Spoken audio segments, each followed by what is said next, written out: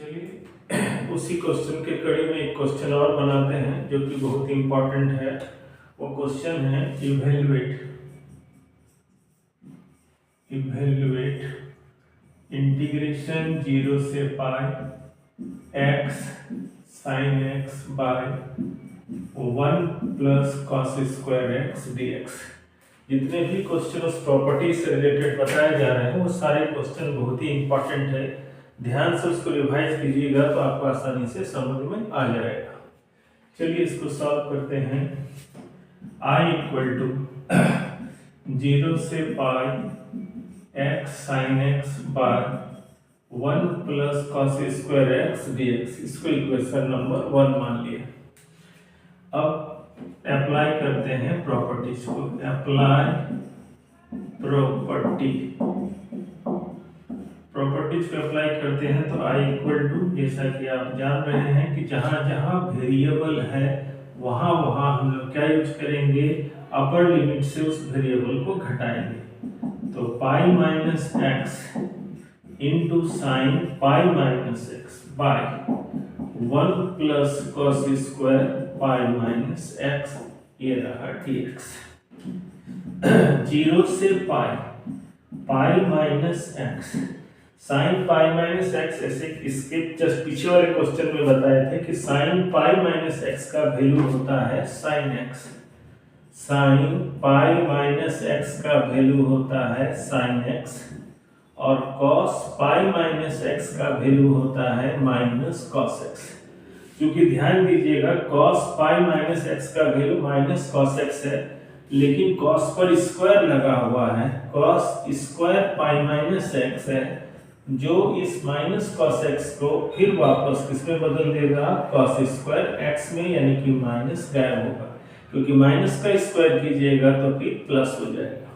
तो इस फॉर्मूला को ध्यान में रख करके यहाँ पुट करते हैं। तो sign pi minus x sine x होगा और 1 plus cos square pi minus x क्या बन जाएगा, कॉस स्क्वायर एक्स और dx।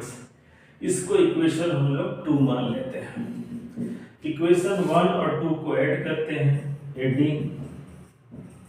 Adding equation first and second क्या मिलता है, LHS I और ये I मिलकर के LHS में बनेगा 2y।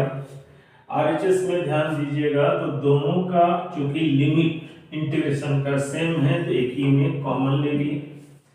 एक पार्ट है कौन, x sin x by 1 plus cos square x. तो सेकंड पार्ट है pi minus x into sine x by 1 plus cos square x और दोनों के लिए dx को कॉमन निकाल दिया गया। चलिए एक लाइन सॉल्व करते हैं। 0 से पाई, दोनों का डिनोमिनेटर सेम है तो डिनोमिनेटर का एलसीएम जब सेम है तो एलसीएम भी सेम आएगा। तो यहाँ बचेगा x sin x प्लस, यहाँ लिखने से पहले इसको मल्टीप्लाई कर लीजिए, पाई इंटू साइन एक्स, ये बनेगा pi sine x minus x into sine x, तो x into sine x into dx। तो x sin x कट गया। आगे इसको सॉल्व करते हैं तो 2i इक्वल टू इंटीग्रेशन 0 से पाई, बच गया क्या, पाई साइन एक्स और पाई में है 1 plus cos square x dx। पाई चूंकि कांस्टेंट है तो उसको हम लोग बाहर निकाल लेते हैं तो बच गया 0 से पाई, यहाँ है sine x dx by 1 plus cos square x dx। यहाँ से सॉल्व करने के लिए अगर आप ध्यान देंगे तो इसे हम सॉल्व करने के लिए मेथड ऑफ सब्स्टिट्यूशन का यूज कर सकते हैं। मेथड ऑफ सब्स्टिट्यूशन जिसमें माना उसी को जाता है जिसका डिफरेंशिएशन यहाँ मौजूद है। तो अगर हम लोग कॉस मानते हैं तो कॉस का डिफरेंशिएशन साइन एक्स यहाँ मौजूद है तो इसको हम लोग मानते हैं, जिसको हम लोग क्या बोलते हैं, मेथड ऑफ सब्स्टिट्यूशन। वो इंटीग्रेशन के सेकंड चैप्टर में आपने पढ़ा होगा। तो चलिए मानते हैं cos x, let cos x equal to t। तो जिसको मानते हैं इंटीग्रेशन में उसको डिफरेंशिएट किया जाता है। तो चलिए करते हैं differentiate with respect to x। ध्यान देंगे इंटीग्रेशन में जिसको भी माना जाता है उसको डिफरेंशिएट करते हैं, तभी ये आपका डेरिवेटिव्स क्या मिलेगा, dx मिलेगा। तो cos x का डिफरेंशिएशन क्या होगा, माइनस साइन x, और t का डिफरेंशिएशन होगा dt बाई dx। तो अगर क्रॉस कीजिएगा तो माइनस साइन x dx, ये क्रॉस हुआ, dx इधर आएगा तो minus sine x dx equal to dt। क्योंकि मेरे पास क्या है यहाँ पर sin x dx, इसके आधार पर अगर इसको सेट करें तो माइनस को अगर उधर आप भेज दीजिएगा तो माइनस dt हो जाएगा। क्योंकि ये डेफिनेट इंटीग्रेशन है, लिमिट लगा हुआ है और ये लिमिट किसका है, x का है, और अभी हम उसको t में ट्रांसफर कर रहे हैं तो लिमिट को चेंज करना जरूरी है। यहाँ ध्यान दीजिएगा अगर हम उस मान सबको पुट करें तो sin x dx के जगह पर पुट होगा माइनस dt, और 1 प्लस cos के जगह पर पुट होगा t स्क्वायर। तो ध्यान दीजिए ऊपर का जो लिमिट था, ऊपर वाले एक्सप्रेशन में 0 से पाई x का लिमिट था, अभी आपका वेरिएबल t में चेंज हो गया और ये आप पुराने वाले लिमिट को यहाँ नहीं लिख सकते। दैट मीन्स आप लिमिट को भी यहाँ बदलना होगा। तो लिमिट में बदलने के लिए कुछ नहीं करते हैं, जहाँ जिस फंक्शन में हम लोग माने हैं वहां पर हम लोग लिमिट को पुट करते हैं। तो चलिए पुट करते हैं, व्हेन x का वैल्यू क्या था, 0। सबसे पहले लोअर लिमिट को लिए, x का वैल्यू 0 है तो यहाँ पुट करो, तो t इक्वल टू cos 0 का वैल्यू 1। देखिए ध्यान से, क्योंकि ऊपर वाले वेरिएबल में x है और नीचे वाले में t है, तो हम सेम लिमिट को पुट नहीं कर सकते, यानी कि लिमिट को भी बदलेंगे। तो करना कुछ नहीं है, जहां पर आपका माना हुआ हिस्सा है उसमें x के जगह पर एक बार लोअर लिमिट बैठाएंगे और एक बार अपर लिमिट बैठाएंगे, तो t वेरिएबल के लिए आपको अपर और लोअर लिमिट दोनों मिलेगा। जैसे कि यहाँ x इक्वल टू 0 बैठा है तो t इक्वल टू cos 0 का वैल्यू 1। दोबारा बैठाइए x इक्वल टू पाई तो t इक्वल टू क्या होगा, cos पाई, और cos पाई का वैल्यू होता है -1। तो दोनों लिमिट को अगर यहाँ रखा जाए तो हम लोग रखते हैं तो क्या आएगा, लोअर लिमिट में 1 आएगा और अपर लिमिट में -1 आएगा। ठीक तो चलिए आगे सॉल्व करते हैं। तो देखिए माइनस बाहर आया, 1 से -1 और dt बाई क्या है ना 1 प्लस t स्क्वायर आया।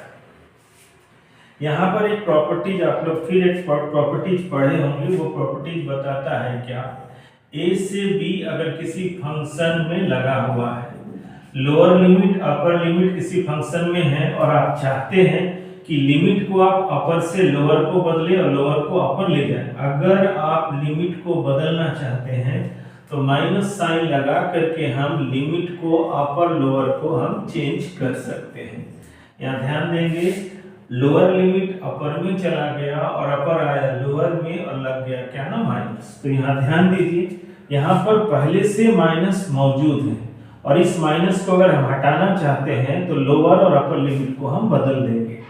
माइनस को हटा रहे हैं और लोअर और अपर लिमिट को हम चेंज कर देंगे। तो 2i equal to pi, limit lower -1 आ जाएगा, अपर 1 आएगा, माइनस आपका गायब हो जाएगा।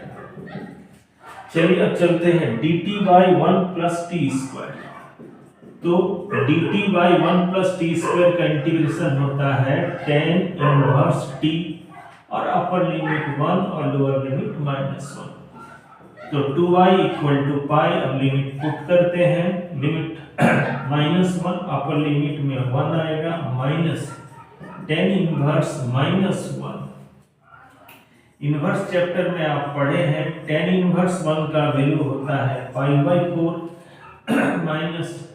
माइनस 1 का वैल्यू होता है -π/4। कैसे निकालते हैं उसको ध्यान दीजिए। जैसे देखिए tan इनवर्स 1, तो tan इनवर्स 1 में इस वैल्यू को tan में ढूंढते हैं। तो आप जानते हैं 10 क्लास में पढ़े 11 में कि 1 किसका वैल्यू होता है tan π/4 का। तो tan इनवर्स tan π/4 यानी कि tan inverse tan theta equal to theta होता है। इस आधार पर tan इनवर्स 1 का वैल्यू आएगा π/4। उसी तरह से अगर हम tan इनवर्स -1 का वैल्यू निकालेंगे तो tan इनवर्स क्या आएगा, tan माइनस पाई बाई 4 का। That means tan inverse tan theta equal to आएगा माइनस पाई बाई 4। चलिए यहाँ तक पहले आप उतारिए, इससे आगे फिर बताते हैं। आगे देखिए ये है 2i इक्वल पाई बाई 4 और माइनस प्लस पाई बाई 4। तो 2i equal to pi by 4 और पाई बाई 4 बनेगा 2 पाई बाई 4। 2 से काटिएगा तो 2 आएगा, यानी कि 2i equal to pi square by 2। तो i equal to pi square 2, ये 2 फिर डिवाइड लगेगा, यानी कि i इक्वल टू आएगा पाई स्क्वायर बाई 4।